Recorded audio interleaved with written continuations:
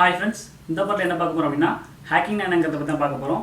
So அதை continue பண்ணி types of hackers and types of attack, hacking தெரியணும் அப்படின்னா என்ன படிச்சிருக்கணும், ஹேக்கிங் படித்து முடிச்சா என்னென்ன ஜாப்ஸ்லாம் கிடைக்கும், அதை பற்றி தான் இந்த பாட்டில் பார்க்குறோம். அண்ட் ஃபைனலாக கொஞ்சம் ஃபேமஸ் ஹேக்கர்ஸை பற்றியும் இந்த பாட்டில் கண்டினியூ பண்ணி பார்க்கலாம். ஹேக்கிங் என்னென்னு கேட்டிங்கன்னா, ஒரு டிவைஸ்லேருந்து இன்னொரு டிவைஸோட இன்ஃபர்மேஷனை தெரிஞ்சோ தெரியாமலோ ஆக்சஸ் பண்ணுறதுக்கு பேர் தான் ஹேக்கிங். ஸோ டிவைஸ் என்னென்னா மொபைல் ஃபோன், லேப்டாப், கம்ப்யூட்டர் இந்த மாதிரி டிவைஸ்லேருந்து இன்னொரு டிவைஸை தெரிஞ்சோ தெரியாமலோ ஹேக் பண்ணுறது. ஸோ டைப்ஸ் ஆஃப் ஹேக்கர்ஸ்னால் 3 டைப்ஸ் இருக்காங்க. ஒன்று வந்து பிளாக் ஹேட் ஹேக்கர்ஸ், செகண்ட் ஒன்று வந்து ஒயிட் ஹேட் ஹேக்கர்ஸ், தேர்ட் ஒன்று வந்து grey hat hackers. Black hat hackers என்னன்னு கேட்டிங்கன்னா, இல்லீகலாக ஹேக் பண்ணுறவங்க, நம்மளுடைய டேட்டாஸை நமக்கு தெரியாமல் இல்லீகலாக ஆக்சஸ் பண்ணுறவங்க எல்லாமே black hat hackers. White hat hackers யாருன்னு கேட்டிங்கன்னா, கவர்மெண்ட்டுடைய பர்மிஷன் வாங்கிட்டு கவர்மெண்ட்டுக்கு வேண்டிய வேலை செய்கிறவங்க எல்லாருமே ஒயிட் ஹேட் ஹேக்கர்ஸ். ஸோ இந்த ஒயிட் ஹேட் ஹேக்கர்ஸ் என்னன்னு கேட்டிங்கன்னா, எத்திக்கல் ஹேக்கர்னு சொல்லுவோம். எத்திக்கல் ஹேக்கிங்கிறதுக்கு வேர்ட்ஸ் நிறைய இடத்துல கேள்விப்பட்டிருப்பீங்க. ஸோ எத்திக்கல் ஹேக்கர் யாருன்னு கேட்டிங்கன்னா ஒயிட் ஹேட் ஹேக்கர்ஸ் தான். ஸோ கிரே ஹேட் ஹேக்கர்ஸ் என்னன்னு கேட்டிங்கன்னா, சம்டைம்ஸ் லீகலாகவும் பண்ணுவாங்க, சம்டைம்ஸ் இல்லீகலாகவும் பண்ணுவாங்க. இந்த மாதிரியான ஹேக்கர்ஸ்லாம் grey hat hackers. Types of attack நம்மளை பொறுத்த வரைக்கும் ஃபேஸ்புக்கையும் இன்ஸ்டாகிராமையும் ஹேக் பண்ணுறது மட்டும் தான் ஹேக்கிங் நினச்சிட்டு இருக்கோம். ஸோ அது மட்டும் ஹேக்கிங் கிடையாது, நிறைய டைப்ஸ் ஆஃப் ஹேக்கிங் இருக்குது. ஸோ அதில் கொஞ்சம் ஃபெமிலியரான டைப்ஸை மட்டும் இந்த பாட்டில் பார்க்கலாம். SQL injection attack. So SQL injection attack என்னன்னு கேட்டிங்கன்னா, நம்ம ஃபேஸ்புக்கில் லாகின் பண்ணும்போது நம்மளோட டேட்டாஸ் எல்லாமே ஒரு டேட்டா பேஸில் ஸ்டோர் ஆயிரும். ஸோ அந்த டேட்டா பேஸ் ஹேக் பண்ணுறதுக்கு பேர் தான் SQL injection attack. Next hack with an image. So அதாவது ஒரு இமேஜ் ஒரு டிவைஸ்க்கு சென்ட் பண்ணும்போது அந்த இமேஜை ஓப்பன் பண்ணுறதுனால மொத்த சிஸ்டமும் ஹேங் ஆயிரும். அதை வச்சு ஹேக் பண்ணுறதுக்கு பேர் தான் hack with an image. Website attack. Hackers ஒரு லிங்கை கிரியேட் பண்ணிடுவாங்க. அந்த லிங்கை கிளிக் பண்ணுறது மூலம் மட்டும் ஒட்டுமொத்த வெப்சைட்டையும் ஹேக் பண்ண முடியும். அந்த ஹேக்குக்கு பேர் தான் website attack. Malware attack. Malware attack என்னன்னு கேட்டிங்கன்னா, ஒரு சாஃப்ட்வேரை இன்ஸ்டால் பண்ணுறது மூலம் மட்டும் ஒட்டுமொத்த மொபைலும் ஹேக் ஆயிரும். அந்த அட்டாக் பேர் தான் மேல்வேர் அட்டாக். மெயின் த மிடில் அட்டாக். இந்த மெயின் த மிடில் அட்டாக் தான் ஃபேஸ்புக், இன்ஸ்டாகிராம்லாம் யூஸ் பண்ணி அட்டாக் பண்ணுறாங்க. அட்டாக்ஸ் எப்படி பண்ணுவாங்கிறத பற்றி பார்க்கலாம். இப்போ உங்களுடைய பாஸ்வேர்டை ஹேக் பண்ணணும் அப்படின்னா, நம்மளுடைய பாஸ்வேர்டு எல்லாமே எப்படி ஸ்டோர் ஆகுதுன்னு கேட்டிங்கன்னா, பாஸ்வேர்டு அப்படி ஸ்டோர் ஆகாது. ஃபார் எக்ஸாம்பிள் உங்களுடைய பாஸ்வேர்டு ஹலோ அப்படின்னு இருந்துச்சுன்னா, அந்த பாஸ்வேர்டு அப்படி ஸ்டோர் ஆகாது, என்கிரிப்ட் ஆகி தான் ஸ்டோர் ஆகும். ஸோ ஃபார் சிம்பிள் எக்ஸாம்பிள் என்னன்னு கேட்டிங்கன்னா, ஹெச்சுக்கு நெக்ஸ்ட் லெட்டர், ஈக்கு நெக்ஸ்ட் லெட்டர், எல்லுக்கு நெக்ஸ்ட் லெட்டர், இந்த மாதிரி என்கிரிப்ட் ஆகி ஸ்டோர் ஆகும். இந்த மாதிரி என்கிரிப்ஷன் டெக்னிக் நிறைய இருக்குது.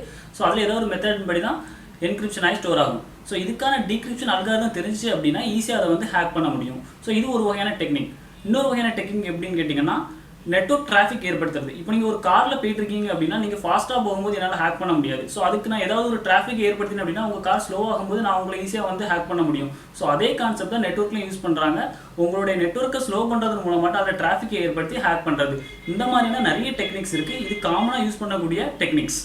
ஹேக்கிங் பண்ணணும் அப்படின்னா என்னென்ன தெரிஞ்சுக்கணும் அப்படின்னு கேட்டிங்கன்னா, பேசிக்கான ப்ரோக்ராமிங் நாலேஜ் இருக்கணும். ஸோ பேசிக்கான ப்ரோக்ராமிங் நாலேஜ்னு கேட்டிங்கன்னா, சியில் கொஞ்சம் ஐடியாஸ் இருக்கணும். தென் நெட்வொர்க்கிங் கிளியராக தெரிஞ்சிருக்கணும். ஸோ நெட்வொர்க்கிங் என்னன்னு கேட்டிங்கன்னா, கம்யூனிகேஷன் பிட்வீன் 2 டிவைஸ். ஒரு டிவைஸ்லேருந்து இன்னொரு டிவைஸ்க்கு எப்படி கம்யூனிகேட் பண்ணுறதுங்கிறத நெட்வொர்க்கிங் படிச்சிங்கன்னா உங்களுக்கு கொஞ்சம் கிளியராக ஐடியா கிடைக்கும். ஸோ நெட்வொர்க்கிங் படிச்சிங்கன்னா ஹேக்கிங் பண்ணுறது ரொம்ப ஈஸியாக இருக்கும். எத்திக்கல் ஹேக்கிங் எங்கெல்லாம் ஜாப் அவைலபிலிட்டி இருக்குன்னு கேட்டிங்கன்னா, military and law enforcement, detective and forensics, investigations, இந்த மாதிரியான பிளேசஸ்லாம் ஜாப் அவைலபிலிட்டிஸ் இருக்குது. பேசிக் சேலரி 50,000 1 lakh வரைக்கும் கொடுக்குறாங்க. ஸோ நெக்ஸ்ட் உங்கள் எக்ஸ்பீரியன்ஸை பொறுத்து உங்களுக்கு சேலரி வந்து இன்க்ரீஸ் ஆகும். ஸோ ஃபைனலாக அந்த பார்ட்டில் என்ன பார்க்க போகிறோம் அப்படின்னா, சம் ஃபேமஸ் ஹேக்கர்ஸ் பற்றி பார்க்க போகிறோம். ஸோ அதில் நம்ம ஃபஸ்ட்டு பார்க்கக்கூடிய ஹேக்கர்ஸ் ஜோனாதன் ஜேம்ஸ். ஸோ இவர் என்ன பண்ணியிருக்காரு அப்படின்னு கேட்டிங்கன்னா, சின்ன வயசுலேருந்தே US மிலிட்ரி எல்லாமே ஹேக் பண்ணியிருக்காரு. மிலிட்ரியோட டேட்டா பேஸ் எல்லாமே ஹேக் பண்ணியிருக்காரு. ஸோ சின்ன வயசில் பண்ணுறதுனால இவர் மன்னிச்சு விட்டுட்டாங்க. ஸோ அது போக போக நிறைய இடத்துல ஹேக் பண்ணி போலீஸில் அரெஸ்ட்டும் ஆயிருக்காரு. ஸோ ஃபைனலாக இவர் பண்ணாத ஒரு ஹேக்குக்காக வேண்டி இவர் அரெஸ்ட் பண்ணும்போது அந்த மன வருத்தத்தில் 2008 சூசைட் பண்ணிக்கிட்டாரு. ஸோ நெக்ஸ்ட் நம்ம பார்க்கக்கூடிய ஆள் கேரி மிக்னன். ஸோ இவர் என்ன பண்ணியிருக்காருன்னு கேட்டிங்கன்னா, தன்னுடைய டெய்லி ஆக்டிவிட்டீஸை US வந்து வாட்ச் பண்ணிட்டு இருக்கு அப்படிங்கிறதுக்காக வேண்டி மொத்த US உடைய நாசாவோட டேட்டா பேஸையும் மிலிட்ரியோட டேட்டா பேஸ் எல்லாத்தையுமே ஹேக் பண்ணியிருக்காரு. அதனால US கவர்மெண்ட்டுக்கு $70,000 லாஸ் ஆயிருக்கு 2002. ஃபைனலாக பார்க்கக்கூடிய பர்சன் கெவின் மிட்னிக். இவர் தன்னுடைய 16 வயசுலேயே US உடைய பஸ் சிஸ்டத்தை ஹேக் பண்ணிட்டேன்னு சொல்லிட்டு சின்ன வயசுன்னு சொல்லிட்டு 6 மாதம் ஜெயில் தண்டனை கொடுத்துருக்காங்க. ஸோ நெக்ஸ்ட் பார்த்துட்டிங்க அப்படின்னா மறுபடியும் ஹேக் பண்ணிட்டு இருந்திருக்காரு. ஸோ அதனால இவருக்கு 1995 1999 வரைக்கும் 4 வருஷம் ஜெயில் தண்டனை கொடுத்துருந்தாங்க. ஸோ அதுக்கப்புறமா இப்போ என்ன பண்ணிட்டு இருக்காருன்னு கேட்டிங்கன்னா, மிட்னிக் செக்யூரிட்டி கன்சல்டன்சின்னு ஒரு ஆஃபீஸ் வச்சு ரன் பண்ணிட்டு இருக்காரு.